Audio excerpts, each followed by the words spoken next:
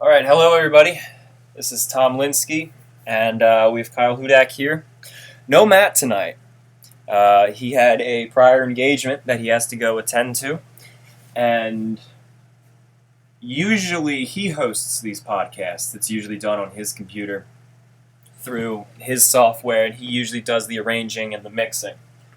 Um, so, because I now just set up this program, and this is all new to me as the host, I want to just make sure all of our levels are right, and that you can hear me clearly, that you can hear Kyle clearly. Kyle, would you mind saying something?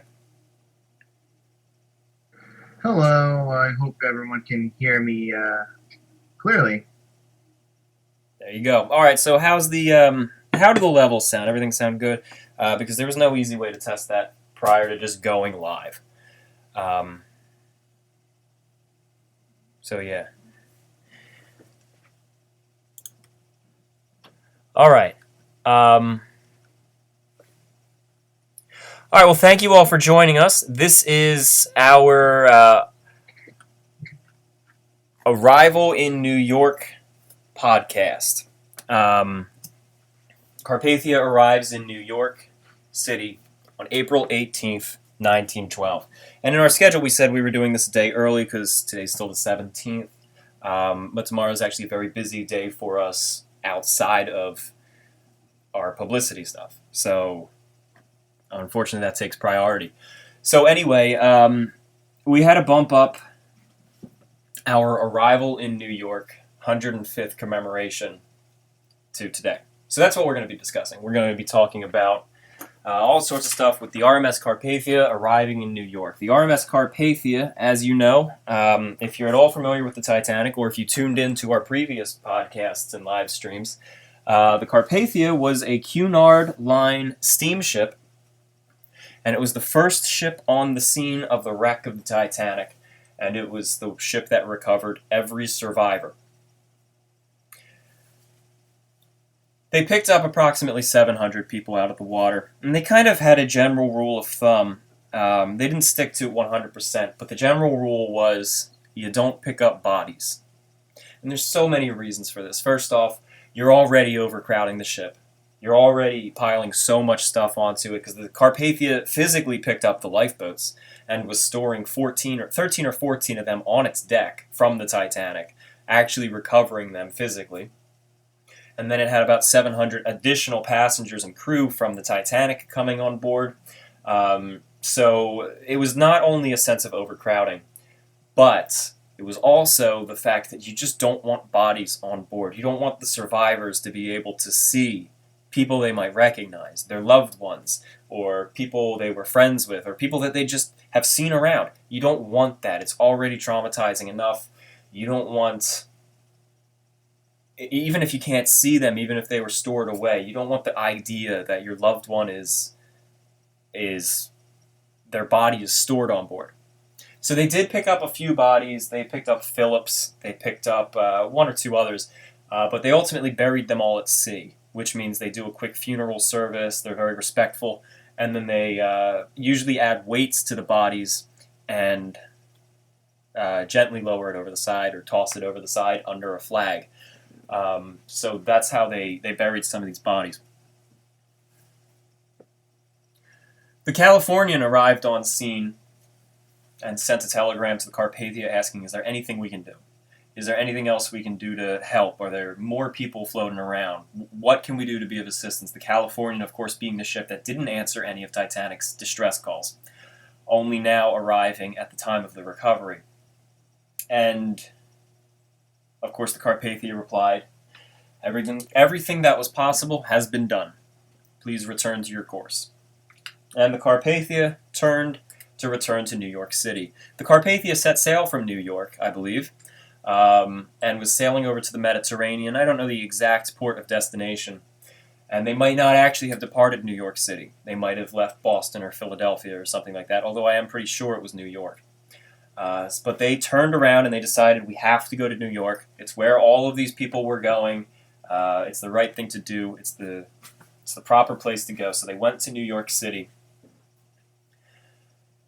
which was already a couple of days away. On the early morning, about 9 o'clock in the morning, the Carpathia turns around. It realizes there's no more lifeboats, there's no bodies that can be recovered, there's no one floating alive in the water. Turn around and go to New York. And they set sail from the Titanic's wreck site early April 15th, and they didn't arrive until late April 18th in New York. Very slow ship. Titanic had a top speed of about 23 knots, while Carpathia could really only do about 14. So it definitely took extra time, longer than the Titanic would have taken to reach there. Now, the United States Navy wanted to protect the Carpathia from any sort of trouble, whatever possibly could come up. So they actually sent out a Navy escort, I believe it was a cruiser, a 4-funnel cruiser called the USS Chester. And that Chester was sent out to escort the Carpathia. It rendezvoused and then stuck out alongside of it and basically sailed in next to it. And the idea was if any reporters or ships that wanted to just get intrusively close to the Carpathia to harass it and try to find out what's going on, the U.S. Navy was there to protect it if necessary.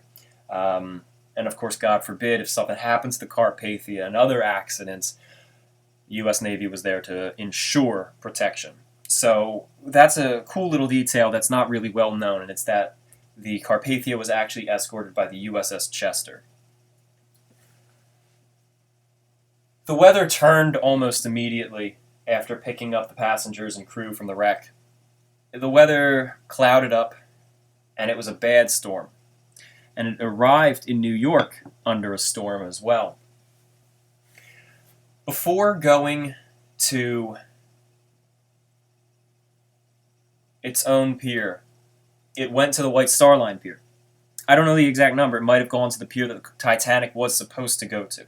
And it arrives there, and it lowers Titanic's lifeboats. And it sets them off right there, perhaps symbolically. It is returning the lifeboats to the White Star Line. It is property of the White Star Line.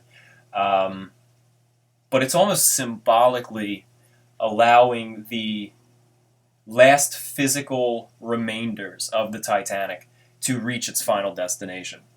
And that took about a half hour. And then it's left the pier. And then it sailed down Manhattan and pulled into Pier 54, right around Midtown. And it docks there and unloads all 700 and some odd survivors. During the voyage on the Carpathia, a lot of the passengers, they did a lot of stuff. They weren't bored. They had lots to do. There was lots on their mind. But some of the crew also assisted the Carpathia in their work. I know Lightoller, the highest-ranking survivor of the Titanic, Second Officer Charles Lightoller, he was working with the crew and helping with relief efforts and doing things like this. But also Harold Bride, the Titanic's junior telegraph operator and the only survivor of the telegraph team on the Titanic, he was wounded in the sinking. He was injured. His foot was sprained. And he was laying in the recovery bed, and the captain of the Carpathia, Arthur Rostron, comes in to his recovery room, and he greets him, and he says, "You're the telegraph operator from the Titanic, aren't you?" And Bride says, "Yes, sir, I am." And the captain says, "Would you mind helping our telegraphist? He's overwhelmed with messages." Because just like the Californian, the Carpathia only had one telegraph operator, which means he's supposed to turn off his machines at night and go to sleep, just like any other human being. But he was so overwhelmed, he hadn't slept at all the night before during the sinking, and now he's overworking himself, he's exhausting himself, he's basically pulling a Phillips, which is what Phillips did on the Titanic the night prior. And the captain comes in and he says, "Can you please go help him? I hate to put you to work, but it would really help." And he agrees to it, and he goes in, and it turns out it's his friend, Harold Cottam. They knew each other prior, and they were really excited to see each other. They were actually really happy to be together. It was one of those moments of it just felt good for Bride that he gets to be with a friend. That this wasn't some strange telegraph operator. He actually gets to sit down with a friend, which really helped him start to recover from the trauma of losing his other friend, Phillips, on the Titanic. So they sit there and they start sending out telegraph traffic and answering messages. Reporters are asking for requests. The White Star Line is asking for details. The Cunard Line is asking for details. There's all sorts of inquiries coming in from also the families of people on the Titanic. Do you have this person on board? Do you have news of this person? Meanwhile, you've got Titanic's crew and passengers, the survivors, asking to get word out to their loved ones and let them know we're safe, or I'm safe, but my husband was lost, or some of us are safe, others are missing. And on top of that, you've got the passengers of the Carpathia wanting to send telegrams saying, we're going to be late because our ship had to turn around to return to New York. So there's all sorts of heavy traffic going through, and it's really overwhelming Harold Cottam of the Carpathia. Bride goes in and starts helping, and they're both overwhelmed. So they decide to basically make a general policy. You're only going to send the important messages, which means ignore all reporters. Doesn't matter. We're going to answer the White Star Line, we're going to answer the Cunard Line, because they own the ships. They owned the Titanic, the White Star, and Cunard owns the Carpathia, so we're going to answer them as best as we can. And then we're going to only deliver passenger traffic. Survivors of the Titanic are the only ones who are going to be able to really get their messages out, because that's the important thing right now. This is one of the main reasons why the reports were so confused after the Titanic. This is why the Wall Street Journal said Titanic didn't sink, that they're just being told everyone survived. This is why other newspapers said all were lost, or all were saved. They started making up stories because they didn't have a story to tell, so they started telling their own stories just so it didn't seem like dead air. And this was because they couldn't get actual answers out of the operators on the Carpathia, and they are the only ones who know anything. So they work on those machines. Bruce Ismay, the owner of the Titanic, he basically locked himself into the doctor's cabin and wouldn't come out. And the doctor, oh man, I wish I could remember his exact quote right now. I should have written it down. But he said something like, "I've never seen a man so pale and so defeated as Bruce Ismay." Something like that. He quoted on his complexion and that this man is like dead inside. And I always found that almost touching and really, really sad, because what must have been on Ismay's mind at the time is overwhelming. So he stayed in there. Ismay sent a few telegrams to New York, to the White Star Line. One of them specifically said, "I want a ship held in port." And it was something like, I think it was the Celtic or the Oceanic. Don't quote me on that, but it was one of the White Star Line ships. And he says, "I want the ship held in New York and waiting for all of Titanic's crew. We're going to bring them right back to England." And unfortunately, the Coal Fire documentary, which came out recently, says that that's because he doesn't want anyone to talk. He doesn't want them to mention the coal fire. He doesn't want news getting out. He wants to cover his own butt. Well, that's not true. Honestly, Ismay was doing that for the welfare of his employees. He was doing this so that they wouldn't have to deal with the bombardment of reporters asking for interviews and harassing them and following them all over the place. And he wanted them to just get out and get home. He wanted to do it for the families of the people who were in the crew. He wanted to just get them safely home. So he held on to one of their ships because it happened to be in port, and I think it was leaving like a few hours prior to their return, so he just wanted to get them a quick and easy passage back home. He signed it with Yamsey, which is Ismay backwards, and unfortunately that fuels the conspiracy that this is him sending out a message in secrecy. But I don't see how it could possibly be done in secrecy when there's only one person in the entire boat with the authority to hold a ship, and that's Bruce Ismay. And come on, Yamsey, Ismay, you can kind of figure that one out. We were in touch with one of Ismay's descendants, who has been helping us with some of the personal details on Bruce Ismay and really helping us make sure we get the character right. And he says that Ismay always wrote his name backwards in telegrams. I don't know the actual motive. It was just his signature. It's just what he did. And that kind of bit him when it came to these conspiracies.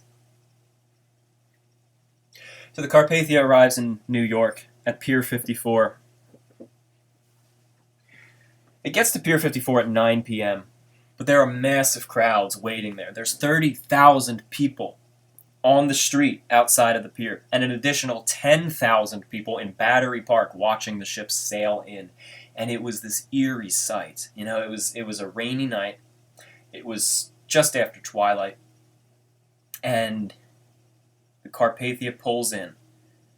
It almost looks like a ghost ship. Everything is quiet. It just steams past. The harbor falls quiet. Everyone waits and lets it pass by. And they know who's on the Carpathia. Everyone knows this is the ship carrying the Titanic survivors. And it just steams on in and it drops the lifeboats off. There were lots of spotlights on the crowd, so people on the Carpathia could see the crowd. And it was very bright, even for the night. There's photographs of it dropping the lifeboats off. They still exist.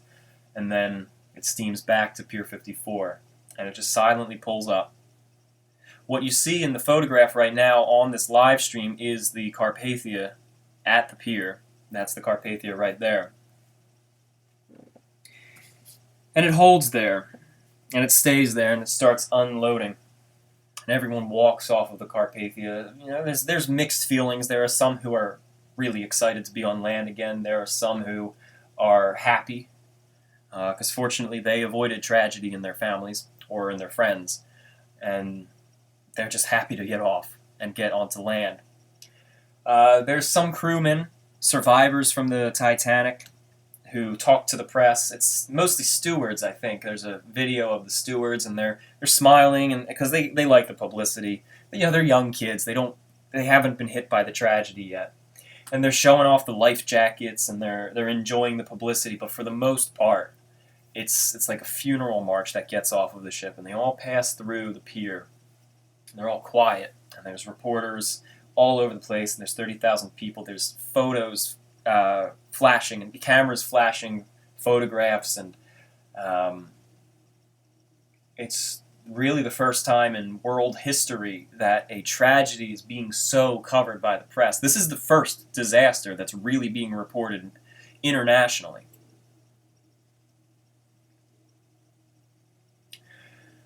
Some of the last people still on the Carpathia from Titanic's complement of people are Bride and Ismay. Well, Bride and Ismay are still, Bride and Cottam are still in the telegraph room sending messages. They don't even know that they've arrived in New York. They're still sending out messages loyally. And then the door opens. Well, Bride is at the telegraph at the moment. Cottam is actually fast asleep in the bunk. The door opens up, and there's one reporter, Mr. I'm not going to remember the name. I knew it at one point because I made a film about this, and I actually told the guy who played the reporter, this is your name, but I'm sorry I forget it.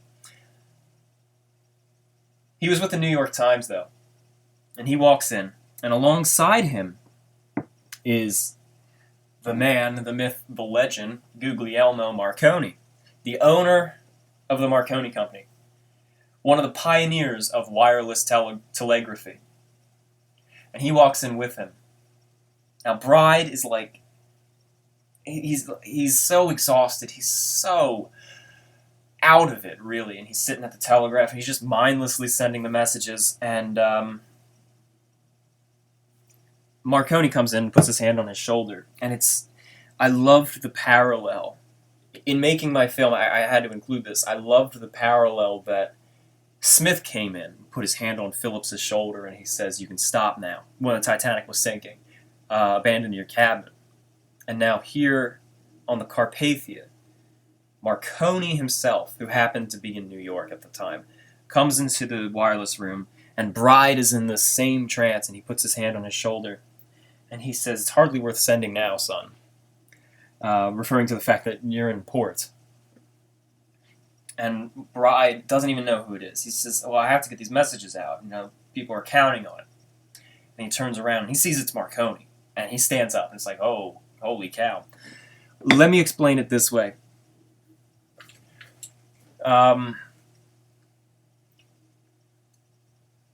It's like, I don't know, imagine the telegraphs are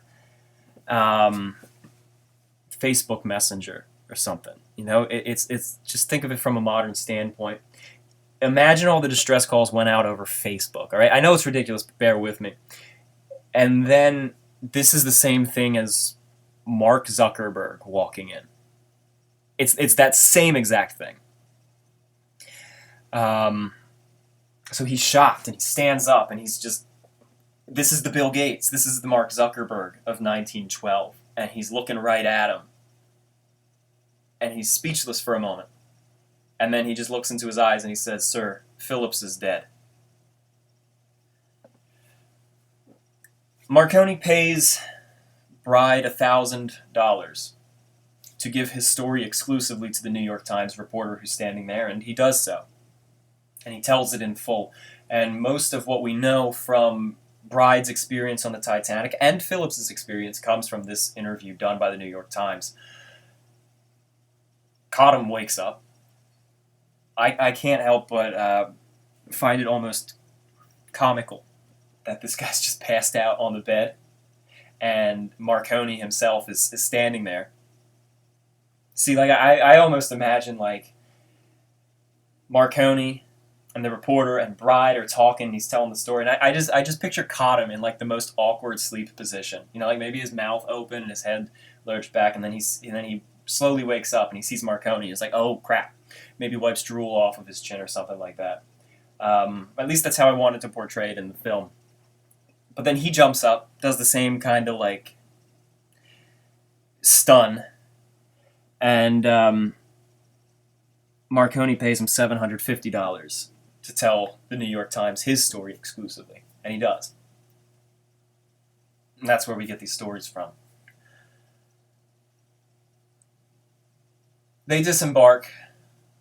Bride is carried off of the Titanic because his foot is still damaged. There's actually a photograph of him being carried down the gangway, and he's got this overcoat on that doesn't fit him. He's got this, I think it's a brown fedora or something like this, and he's got his arms over two guys' shoulders, and they're lifting him down. And the reason the clothes doesn't fit him is because he's actually wearing Cottam's clothing, and Cottam was tall and Bride was short, so they don't fit. And he disembarks. The last person to leave the Carpathia, as far as we're aware, was Ismay himself. He would not leave the doctor's cabin until the vice president of the White Star Line arrived on the Carpathia and came on board and took him out. And Ismay was pale. Ismay was shaking and frail and weak. And he hobbles out of the cabin and kind of limps down the hallway. And as they're getting off the ship, they are served a subpoena by Senator Smith. And the subpoena basically says, "You're not allowed to leave the country until you appear in court." So they subpoenaed a lot of the crew because the United States was actually kind of unhappy about this whole disaster because they wanted to know what happened with the White Star Line. Even though the White Star Line is a British company, it's a sub-company of an American company. So they had a right to investigate this, and they wanted to know what happened, and they wanted to know why so many of their citizens died. They wanted to just know if people were at fault. So they subpoenaed Ismay and Lightoller and Fleet and Bride and all sorts of people. A lot of the lower deckhands were allowed to leave. but anyone who might have been a witness to something important or anything like that, they were subpoenaed and had to show up in an inquiry. Now, the inquiries continued for 3 or 4 weeks. It was significantly long, and it was just as the Titanic was the center of the world and the center of the media at the time. Well, then the inquiries became the center of the media at the time.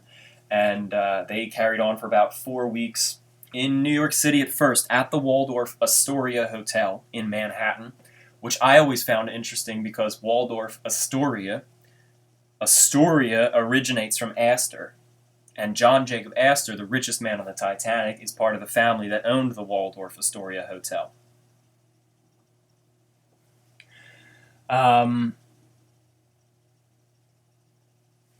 So it takes place in the conference room, I think it was, or the banquet hall, or something in the hotel. And there's photographs of this, and that only goes on for a few days until the United States is able to offer the senatorial chambers at the Senate building in the Capitol, and devoted that for a few weeks to the Titanic investigation. Then everything shifted down to D.C. They continued on, and then right after they finished the investigations, they were allowed to leave the United States and finally head home to England. Actually, poor Bride. They booked him passage on another ship. Cottam was subpoenaed too. And then they were all booked passage on a returning ship.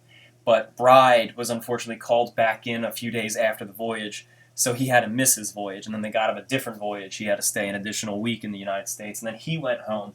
But it didn't end there. These inquiries continued after that, because the British opened up their own inquiries, which lasted just about the same amount of time, about 3 to 4 weeks, maybe even a little bit more, I think, in Britain.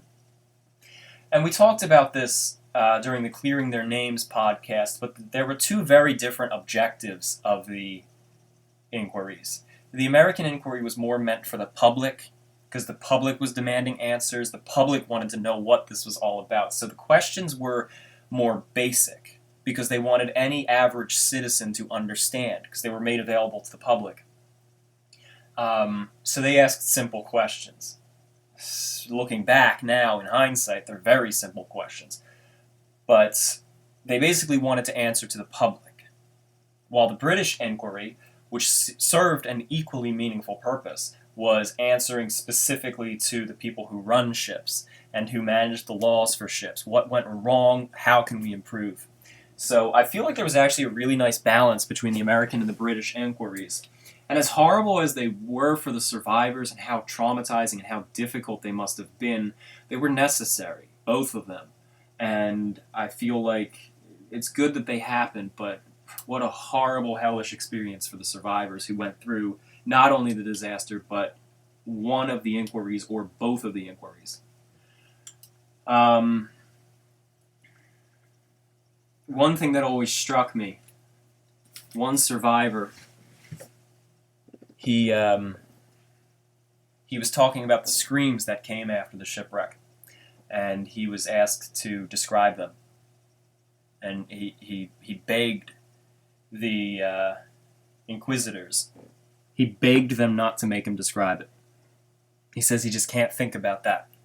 And his voice was weak. And he was all shaken up. He's like, please, sir, I can't describe that. Do not make me describe that. And they agreed, and they didn't make him describe it. But then he said something like, but that wasn't the worst sound that night. The worst sound was the silence that followed. So there was a lot of painful stuff that went on during the inquiries. And of course, no one was found guilty. No one was convicted. These were not that kind of inquiry or anything like that. But what happened was just to figure out who might have been blamed, and a lot of fingers were pointed at Ismay. So even though he wasn't convicted, and like we say, so many times Ismay didn't actually do anything wrong. But even though he was allowed to walk away, his life was ruined. But the inquiries didn't actually do that to him. It was the press themselves. If anything, the inquiries kind of offered the proof that he was innocent. Both the American and the British inquiry kind of offered the proof that Ismay didn't actually do anything wrong. But the press didn't care. Both the American and the British press, and the German press, and the Canadian press, everyone just ripped into Ismay and the others. So I really do feel bad for him. The Olympic, Titanic's nearly identical sister ship, she continued her voyage. She herself was subpoenaed by the U.S. court and forced to stay in New York City for an extended period of time while the investigators searched her and got to look through and photograph a bunch of different things just to get an understanding of the structure of the Titanic so that they knew what they were talking about in their investigations. Because most of the plans and the photographs of the Titanic herself were all in England. And it was hard to get them when the court themselves in England was already compiling them for their own use. So they needed to do something, and they used the Olympic. So they used that.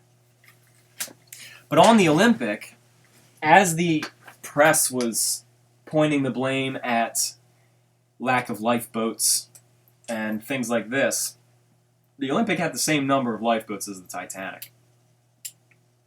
And the people on the Olympic did not like this. In fact, they mutinied. And they refused to serve on the Olympic. Yeah, they actually mutinied. Until more lifeboats for everybody would be provided. And they did that. They put lifeboats on the Olympic. They put enough lifeboats, and they did a really bad job because there was no actual way to provide enough lifeboats to the Olympic. I think it was very haphazard. They came up with a more formal arrangement later in her career, but it was very haphazard at the time. It was really just to allay the mutiny and get the crew back to work. And it worked. Now, as for Titanic's lifeboats, no one knows for sure what happened to them. They were left at the pier for a while. A lot of souvenir hunters scavenged them. There's a lot of surviving pieces of lifeboats. The White Star flags that were on every boat, the plaques that said SS Titanic, the lifeboat numbers. A lot of souvenir hunters grabbed these. In fact, one of the crew from the Titanic, who was in the lifeboat with the Countess of Ross, she kind of took command of the boat unofficially. And as a gift, one of the sailors pulled off the nameplate or the number or one of the plates from the lifeboat and gave it to her as a gift. So we actually have a lot of surviving Titanic lifeboat pieces, and they're mostly in museums. But as for the lifeboats themselves, no one knows for certain. There's a popular rumor, which can't be disproven, can't be proven, but it makes sense. And it's that those lifeboats that survived the Titanic were put onto the Olympic as some of the extra lifeboats. And of course, that's not something you want to say, because people are very superstitious, especially back then. They don't want to hear that. So, they didn't say that. They just silently did it. One story about the lifeboats is very haunting. Collapsible A was recovered by another lifeboat, and they were all the people were put into this other lifeboat. But there were 3 bodies on Collapsible A, and they checked them, and they were dead. And of course, they left the bodies there. Carpathia didn't want to recover bodies, and this other lifeboat didn't want to recover bodies into a full lifeboat of living people. So they left them drifting. Well, a month later, a German ship, I think the SS Bremen, passes through the area. No, actually about 200 miles away from there, and they find a half-wrecked, swamped lifeboat. They stop, and it's got 3 bodies in it. And the title on the side says Titanic. And then they check the bodies. And they had cork in their mouths. And wood in their mouths. So, and according to autopsies, I believe, no, I don't think they performed an autopsy, but they found that the bodies died of starvation. Which means they were not dead when they were left drifting. And they died of starvation later.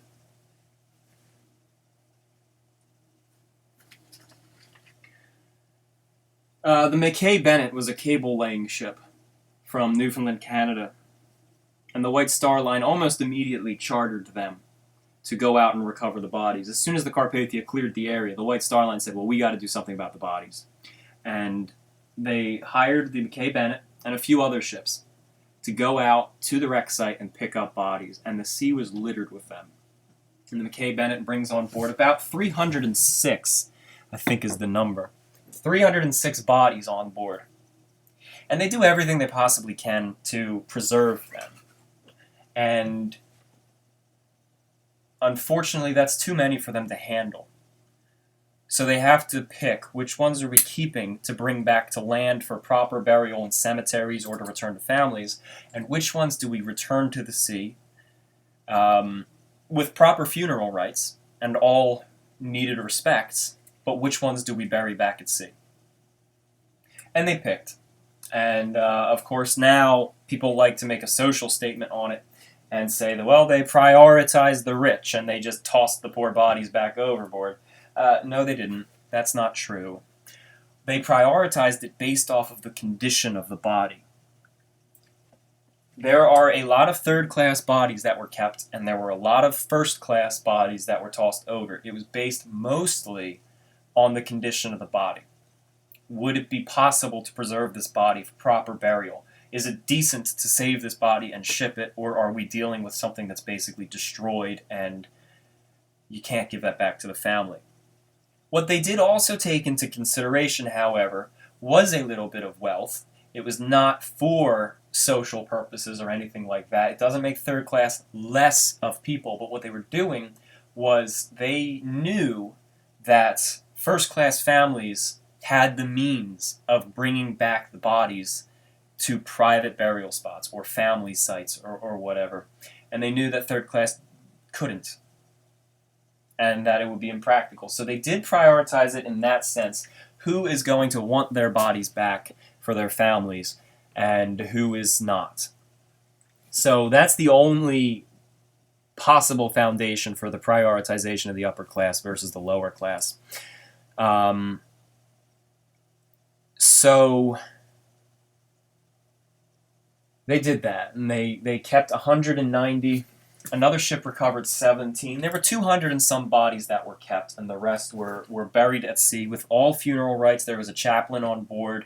They stopped the ship, and they tossed the bodies into the sea, which is proper procedure. You don't toss them disrespectfully. You toss them. You slide them over the side, usually under a flag of their original nationality. I don't know if they could do that on the Carpathia, but that is basically how you do it in the Navy.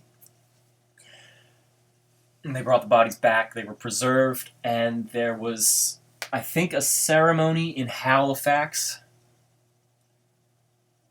in June, I think June 12th, where they buried the bodies that were not claimed.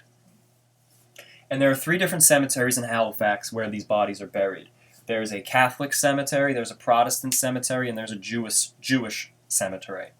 And they divided the bodies up among them. I don't know how they picked who goes where, particularly for the unidentified bodies. I'm pretty sure that all of the unidentified bodies were put in the Catholic cemetery, and their graves are continuing to be taken care of today. I think that's what happened.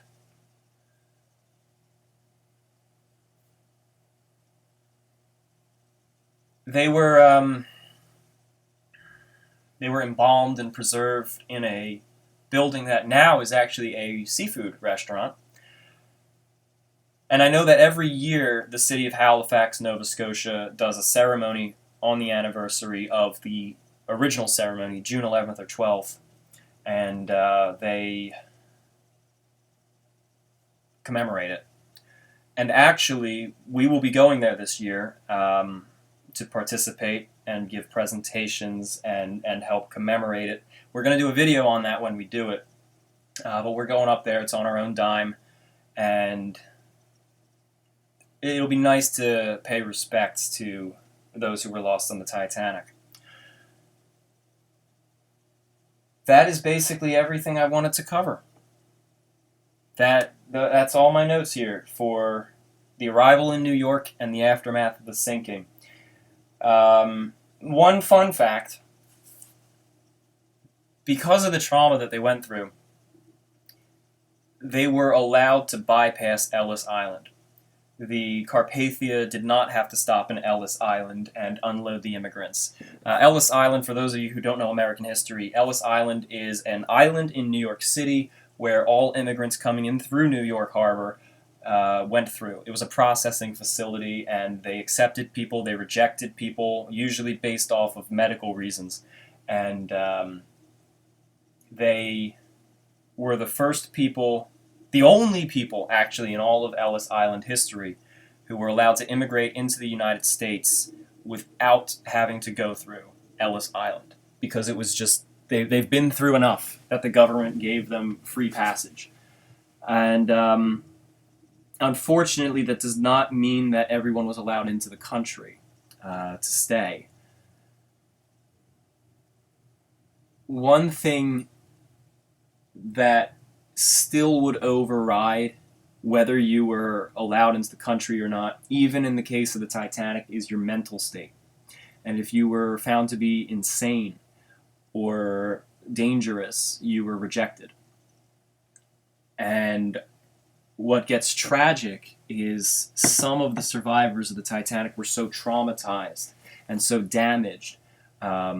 We don't really see this in films or books or even documentaries, but some of these people were really shaken up. Like they were really, how do I put it? One passenger survivor from the Titanic was literally walking around picking up other babies that belonged to other families and claiming that this is my baby. And she would always make a huge scene and a fuss and a fight when people were attempting to recover the baby. And she would like scream and say, "This is my baby." And she was taken to a hospital in New York City, I think Brooklyn actually, and she was kept there until family could come and pick her up, and they sent her back to Ireland, which is where she was from. And there were a few cases of serious mental trauma as a result of the Titanic. So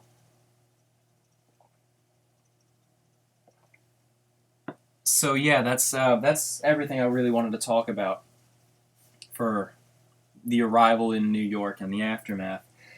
The wreck was found 1985, I think, Kyle, right? Maybe? I can say yeah, September 1st, 1985. Thank you. It took a long time to find the wreck because the position was so unclear.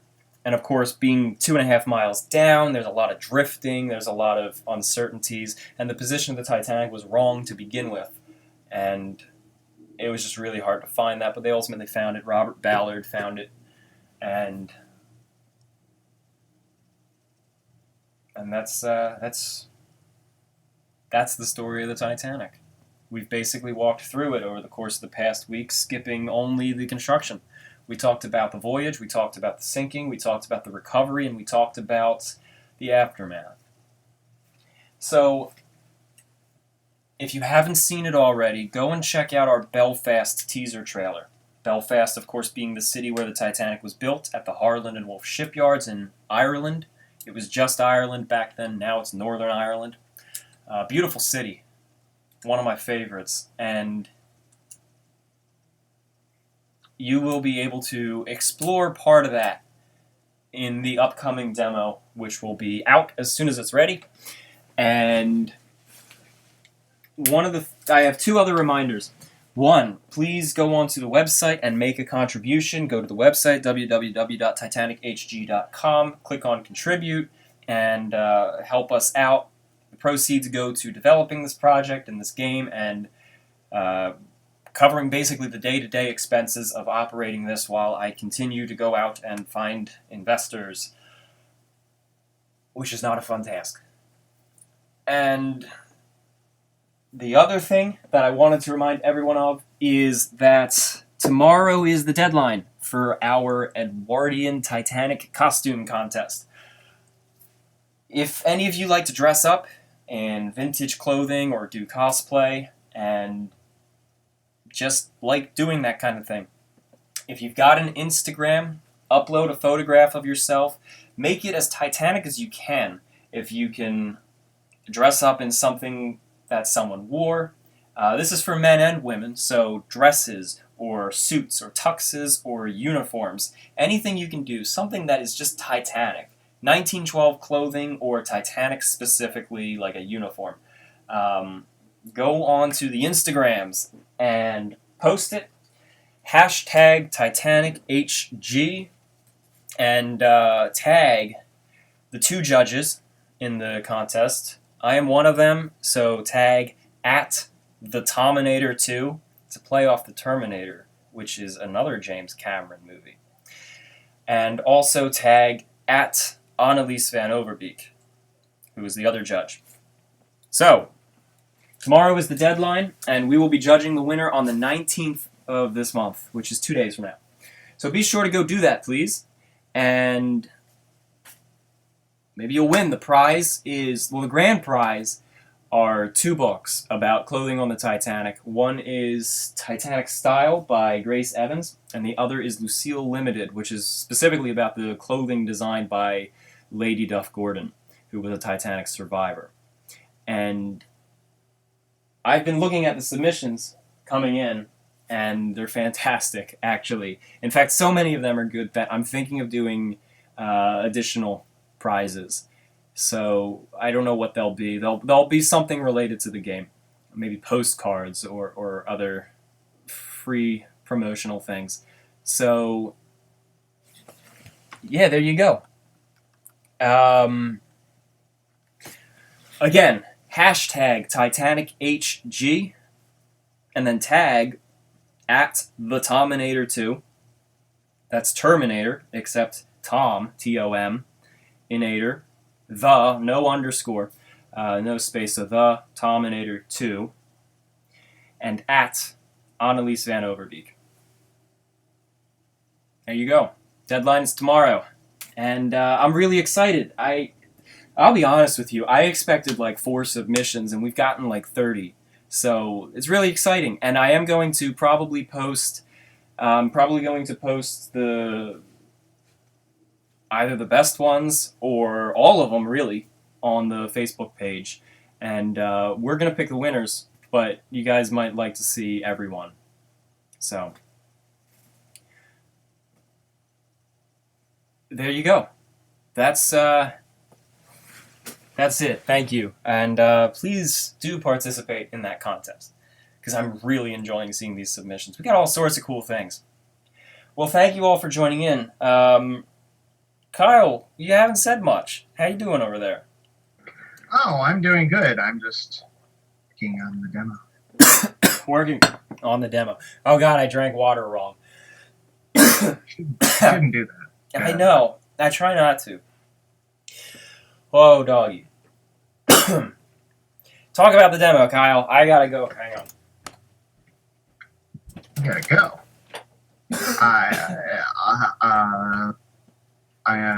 The demo is going well. You guys will be seeing it soon enough.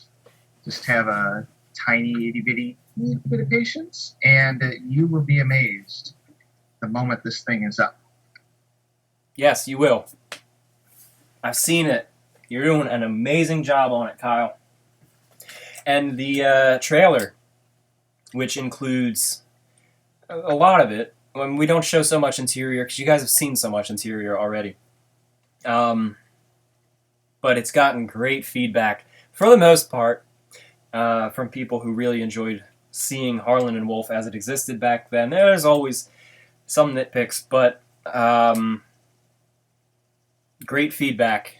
So Kyle, you should really be proud of yourself, and Matt too, who did a lot of the interiors. And I'm happy to say that I really also helped with some of the stuff on the outside of the ship and some of the props. So I'm quite happy. I made some of the train cars, not the beautiful passenger train that you guys see in the trailer, but I did the coal cars. No, you made the annoying ones. I did the ones that will annoy you guys, and you will find out why they will annoy you once you actually play it.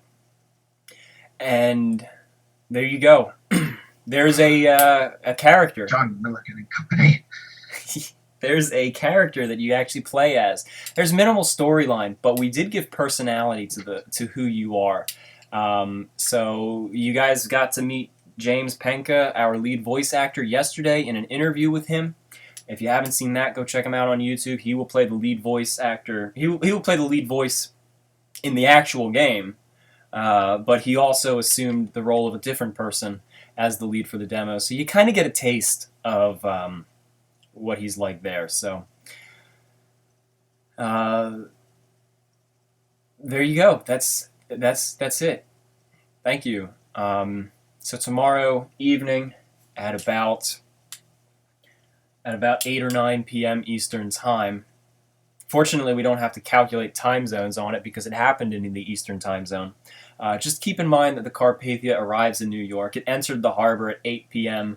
It dropped off the lifeboats, and then it arrived at Pier 54, which was the Cunard Pier, at 9 p.m. So just keep that in your thoughts tomorrow evening. And it's also a very interesting fact that Pier 54, where the Carpathia unloaded, is also the pier that the Lusitania departed from on its final voyage.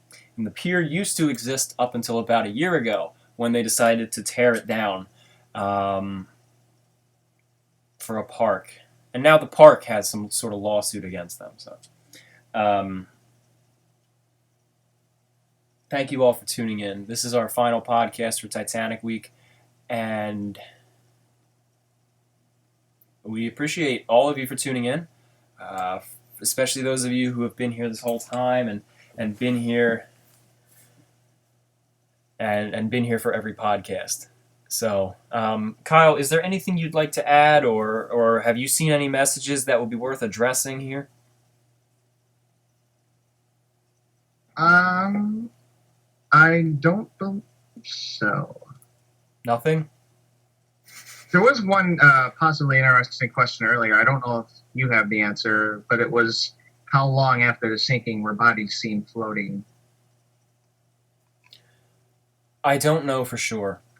As I know it had to be at least weeks. It was definitely weeks because boats were still going out and picking them up. I know one body was picked up by a passing by ship about a month later.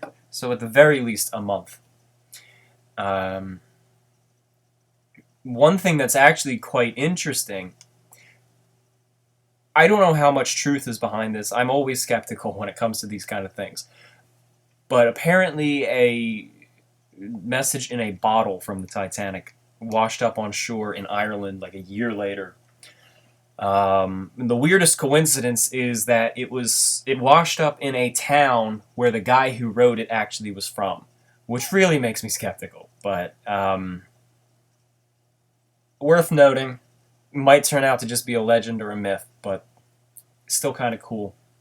On the Lusitania, however, one thing that is true, which is cool for me because it happened right at home, one of the life jackets from the Lusitania, with Lusitania written on it, washed up in Philadelphia Harbor, I think a couple years later, and I believe it's in a museum now. So, I mean, isn't that just incredible? Another interesting thing were the dining saloon, first-class dining saloon chairs that were recovered after the sinking. There were a bunch of them. Some of them were broken into pieces. Some were just parts of the chair. Some were complete chairs, relatively intact, maybe with a couple of rips in their fabric. And I don't think anyone has any idea what happened to them. I mean, they were brought back to land. There's a picture of a couple of them sitting on the porch of a house. But they just disappeared into history. Yeah. Thank you for bringing that up, actually. That's something worth mentioning. A lot of the sailors from other ships actually picked up wood and things like that from the Titanic wreck, and they used them and made them into something.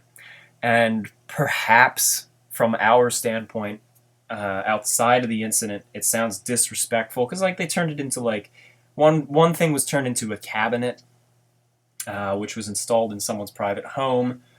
Another thing was fashioned into a game board. Cribbage. No. It was something. Some board game. Something like that.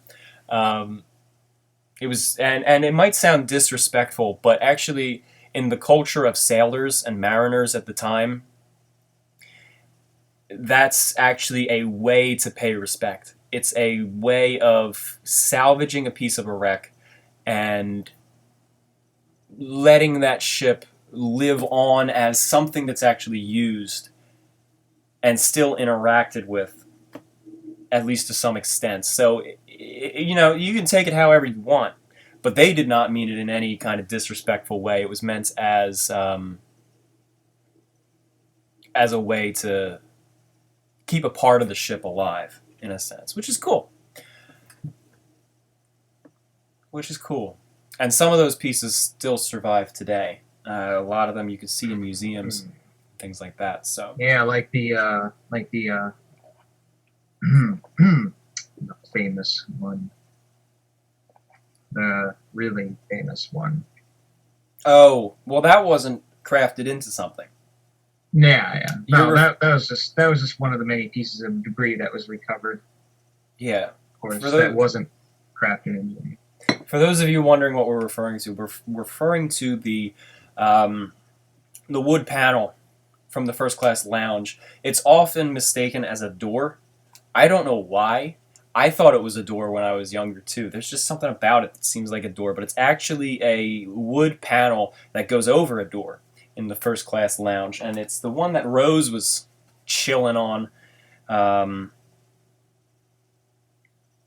And it was recovered, and it's actually in the Maritime Museum in Halifax, which is where the bodies are. So yeah, that's something that blew my mind when I discovered that the piece of wood, not a door, piece of wood in Cameron's film was actually based on a real piece, albeit the one in the movie was bigger, more complete.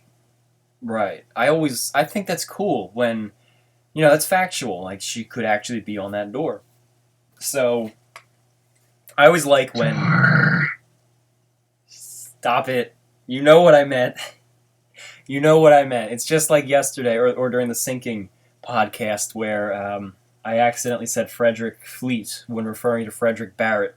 I know exactly who I'm talking about. I know exactly what I'm talking about, but I have so much stuff going through my mind that names sometimes slip out wrong.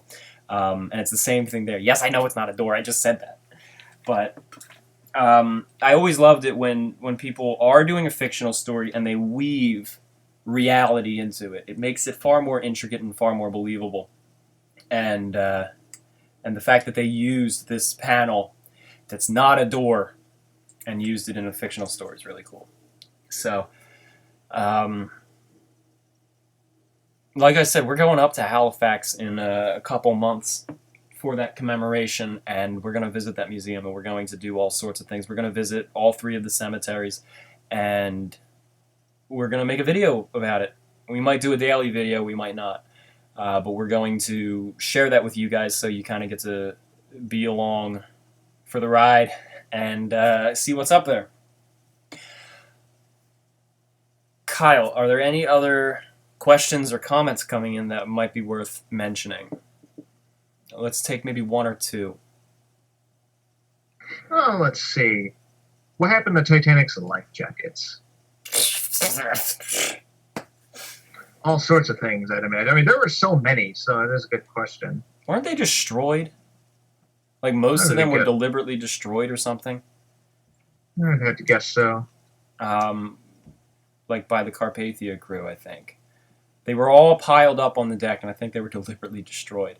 The only people who, the only life jackets that survive were the ones from people who snuck theirs off.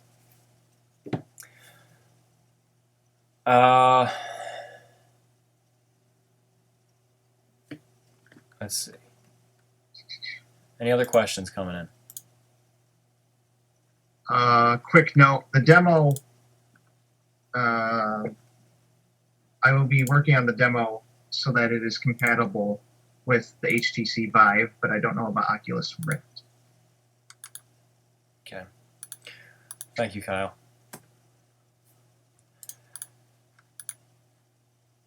All right. All right. All right. Well, thank you, everybody. Anything else? Any quick things? Let's see. I saw something and I lost it. Somebody wanted you to tell them about your night in New York City. My night? What? With James. Who wanted to know that? I don't know. Oh, I missed it. All right. Well, yeah, I went up to New York City 2 nights ago to meet our lead voice actor, James Penka. And he's got an apartment, he's got a bunch of roommates, and I just kind of crashed on his couch. But what was cool is he and his friends, his roommates, they all put on shows. And these are like all different things. Some of them are comedies, some of them are, I think they're mostly comedies. But they kind of did this like cabaret thing, and it was on 42nd Street in Manhattan. And got to watch it, which was pretty sweet. They all did a fantastic job. The theme was shipwrecks, and it was to commemorate the 105th anniversary. They did a fantastic job, and they're all quite talented. And I have to admit, I was trying to keep an eye out for possible talent to recruit into this project as voice actors. So, yeah, saw the show. Then we all went to a bar afterwards. Got dollar pizza from some pizza place there, I think around 42nd Street. And then the next day we shot the interview, and I uploaded it about 2 hours later. There you go. Yep. Yeah, so I will say that he did a really good job, and I am thinking of recruiting him to do more. We've been talking about having him come on not just as the voice actor for the lead guy, but also to help with the writing and with the recruiting of the other voice actors for the different roles, because he's really passionate about the project and he really wants to see it get done right. And in meeting him and in working with him, because he's contributed voices to the both real-time projects and the demo, as well as assisting with the real project. He's proven himself to be competent, and he knows what he's doing, and he is quite talented. So I'm totally willing to trust him with more authority in the project and giving him more tasks, and he's totally up for that, which is cool. There was one other thing we mentioned on our schedule, and it was a character video. I really wanted to do a video specifically about the characters in the game, which passengers and crew, which are historic, which ones are we covering, and I wanted to do that actually hosted by one of our historians who focuses on the characters, but because of scheduling, I just couldn't meet up with him, and so I said in the schedule, even right there on the post, that it's completely tentative because I hadn't even gotten it confirmed yet, and I can't do it. So no, that's not tentative anymore. That's off. I'm sorry about that. I was looking forward to that. We might still do it. I'd love to actually reveal some of the concept art, especially for the fictional characters, because we all know what Andrews look like, and we all know what Smith and Ismay look like. So it might be kind of fun to explore the fictional side of this. I mean, we're all here because of history. We love history. We love the real stuff, but we all know that the lead character is fictional. And his story is fictional. And we use that as a tool to force the player to learn more. Because no matter what your actions are, you're going to be making it fictional. Because if we made you a real person, if we made you Lightaller, for example, and if you do anything other than what Lightaller did, you've just made it inaccurate. So we have to have you play as a fictional person because you weren't there. And so we chose to use that as a mechanism because we're not making this a simulator. We're not making this the kind of thing where you only watch the history unfold. You know, we're not going to be watchers. We're going to be participators. And so we had to have a fictional lead. But I think it would be cool to explore that a tiny bit in a video and show off some of the concept art and the character development without going too far into it. Because we also have to keep in mind, I mean, we have a lot of fans, which is great. We usually have an average of 250 to 400 people tuned into our podcasts, and most of them are here because of history. They want to learn. They want to know what we're doing. But we also have to keep in mind that a lot of people are going to be playing this who don't know Titanic. They only know the movie. Like I said, between 250 and 400 people usually tune in and regularly comment on our stuff.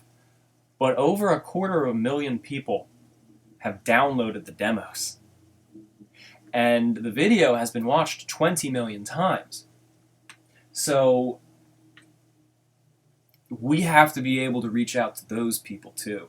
We have to be able to give them a good story and teach them the history that you guys all crave.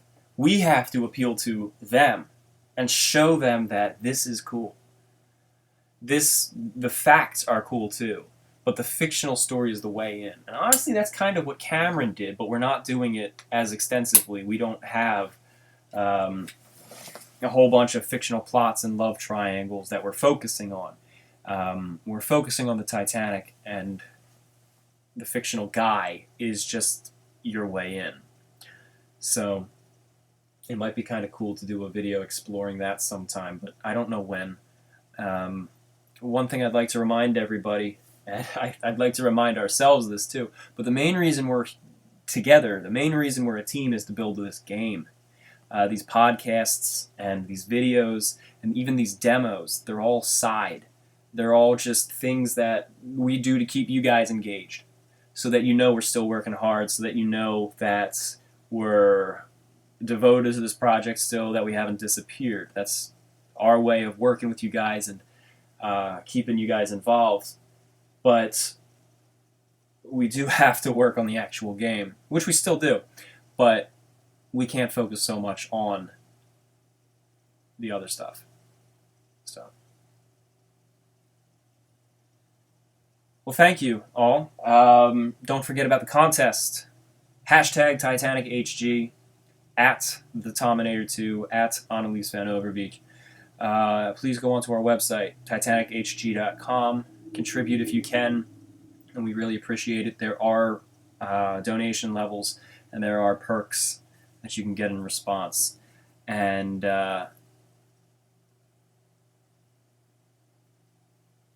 then there's also the fact that if you want the demo a day in advance, anyone who contributes $15 or more will get the demo a day in advance of the free public. And if you've already given 15 or more, you're already on the list. If you gave it in our Indiegogo campaigns a year ago or 2 years ago, you're already on the list. And but if you want to be on that list now, please go give 15 or more. Contributions do add up. $50 gets you a free copy of the game when it's done, and it gets you your name in the passenger list, the fictional passenger list, and it also gives you access to the demo for 15. And if you were to contribute something else, another 50 or another 30 after having given 50, that adds up, so we keep track of it, and you would have then received the $80 perk. So they do increase. So thank you all. And that's it. Yep. Thank you, everyone. That's the end of Titanic Week. Go check out our videos if you haven't. from this week. The Belfast teaser. Especially the trailer. Especially the trailer. Or the interview with Jim, or the 2-part series with Annalise. So, thank you, and good night. Good night.